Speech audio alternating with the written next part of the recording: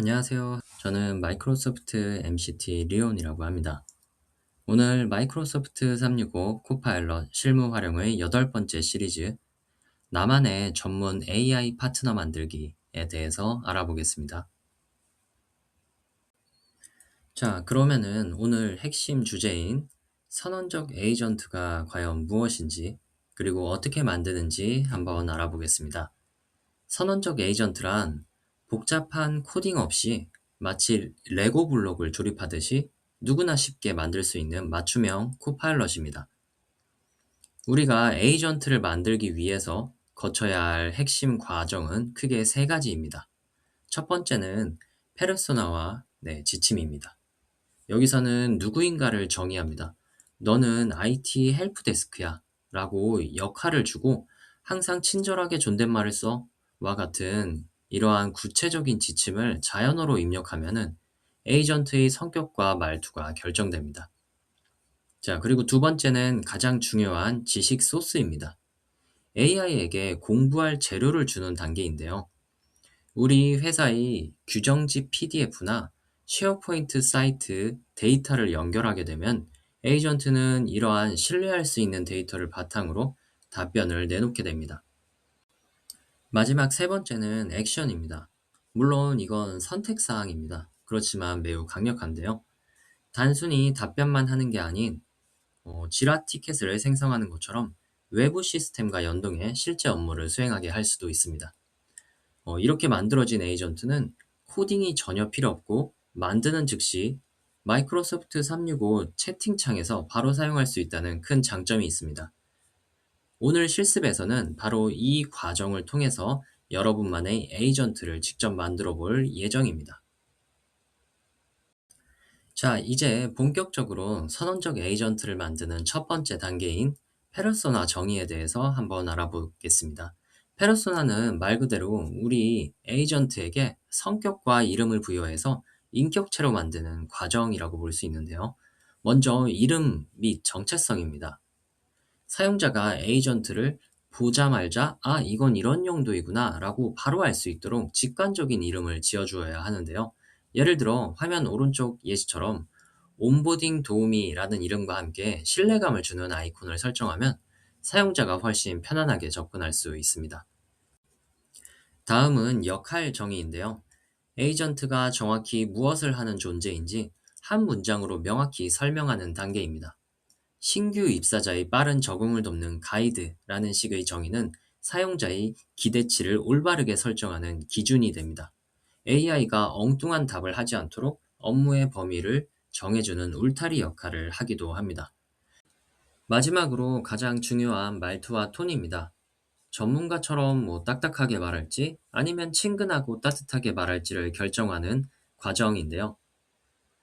만약에 항상 환영하는 말투로 시작하고 이모지를 적절히 사용하라 라는 만약에 이런 구체적인 지침까지 더해진다라고 한다면은 단순한 보시라고 한다기보다 우리 팀의 진짜 동료 같은 에이전트가 완성이 됩니다. 결국 이러한 페르소나를 얼마나 정교하게 짜느냐가 사용자의 경험의 한 80% 정도를 결정한다라고 볼 수 있습니다. 그럼 이렇게 만든 페르소나에 어떤 지식을 연결해야 할지 한번 다음 단계로 넘어가 보겠습니다.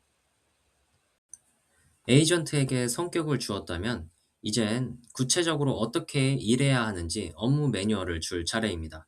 바로 지침 작성 단계인데요. 지침은 에이전트의 답변 품질을 결정하는 가장 핵심적인 요소라고 볼 수 있습니다. 지침을 작성할 때는 세 가지를 기억해야 합니다. 첫째는 페르소나 재정의입니다. 자, 오른쪽 예시를 보시면 "너는 IT 헬프 디스크 지원 에이전트야 라고 역할을 아주 명확하게 부여하고 있는데요. 이렇게 역할을 박아두어야 에이전트가 엉뚱한 소리를 하지 않습니다. 둘째는 제약 조건 명시입니다. 자, 하지 말아야 할 행동을 정해주는 것인데요. 예를 들어서 문서에 내용이 없다면 지어내지 말고 솔직하게 모른다고 답하라 라는 지침을 넣는 것입니다. 또한 항상 정중한 존댓말을 사용하라 라는 규칙도 여기에 포함됩니다. 그리고 셋째는 우선순위와 형식입니다. 어떠한 자료를 먼저 볼지, 답변은 어떤 모양으로 할지, 정하는 것인데요.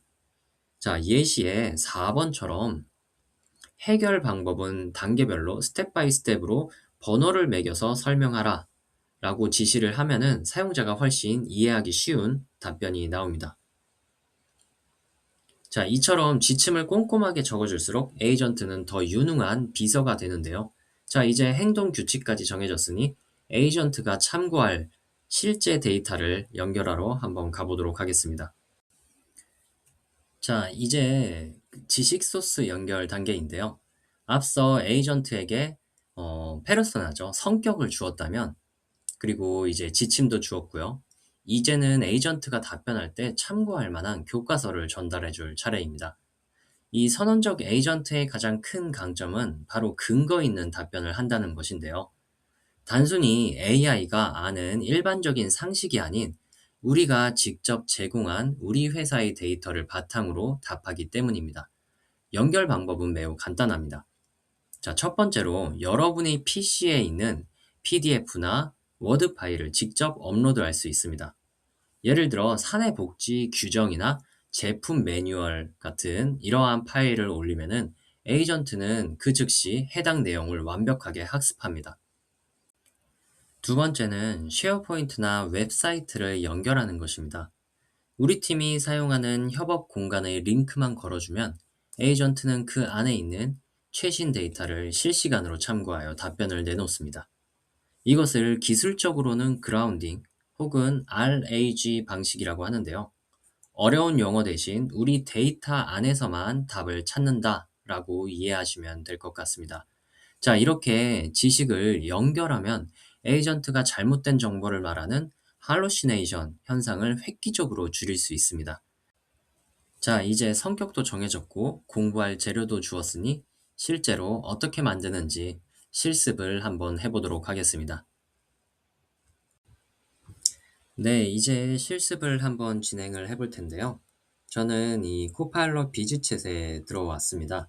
네, 그래서 여기에 보시면은 이 왼쪽 메뉴에 새 에이전트라는 부분을 클릭해서 한번 들어가 보도록 하겠습니다. 새 에이전트를 클릭하면 이 에이전트 빌더에 새 에이전트 메뉴로 네, 들어와 있는데요. 물론 템플릿을 선택을 해서 만들 수도 있지만 저희는 오늘 커스텀으로 온보딩을 지원하기 위한 네, 그러한 에이전트를 한번 만들어 보도록 하겠습니다.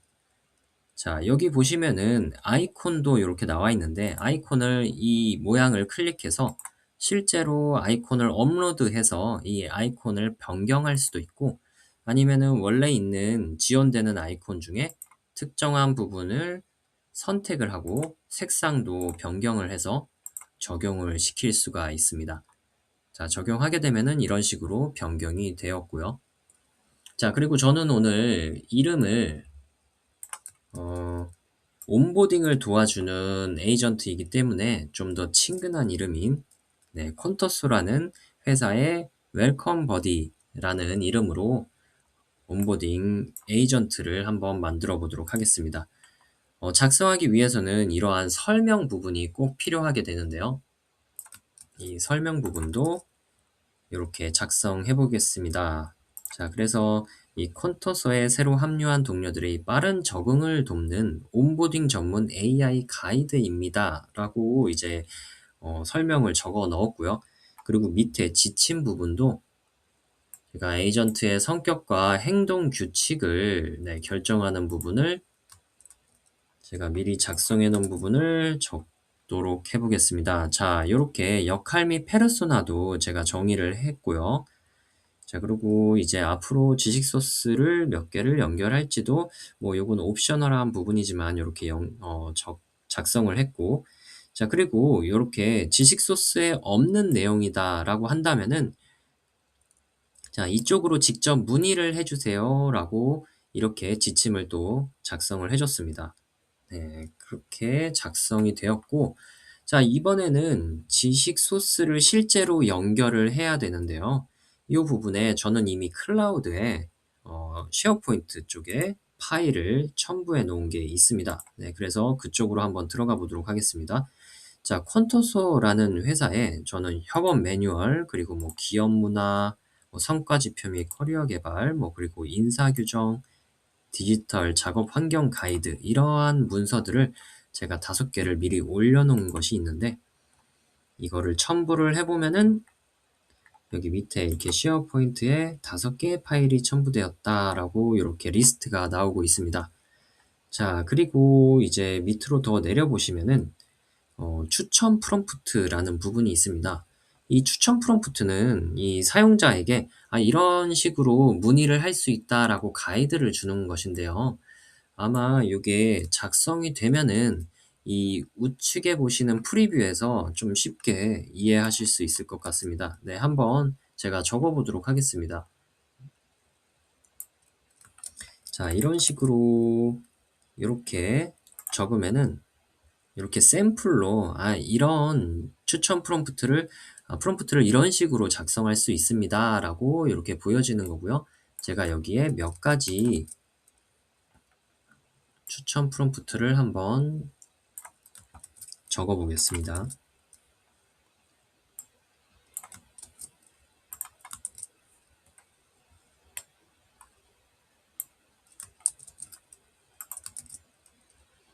자, 이렇게 작성을 했고, 제가 한번 한 개를 더 추가를 해서, 네, 총 4개의 한번 프롬프트를 만들어 보겠습니다.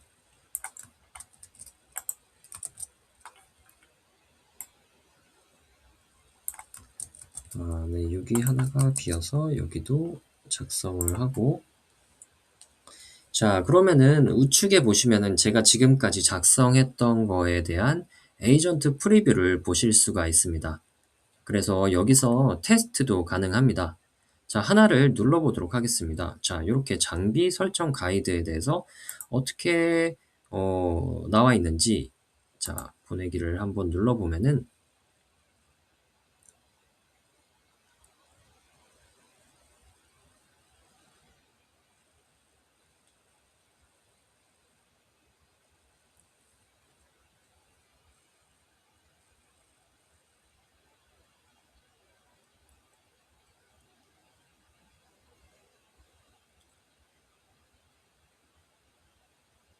자, 제가 첨부를 했던 그 퀀터소의 공식 가이드, 디지털 작업 환경 가이드에 기반을 해서 이렇게 작성해 준 것을 볼 수 있습니다.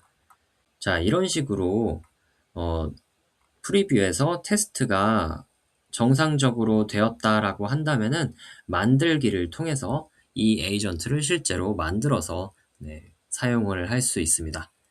자, 여기까지 선언적 에이전트에 대한 부분을 한번 만드는 것을 직접 실습을 통해서 한번 해보았습니다.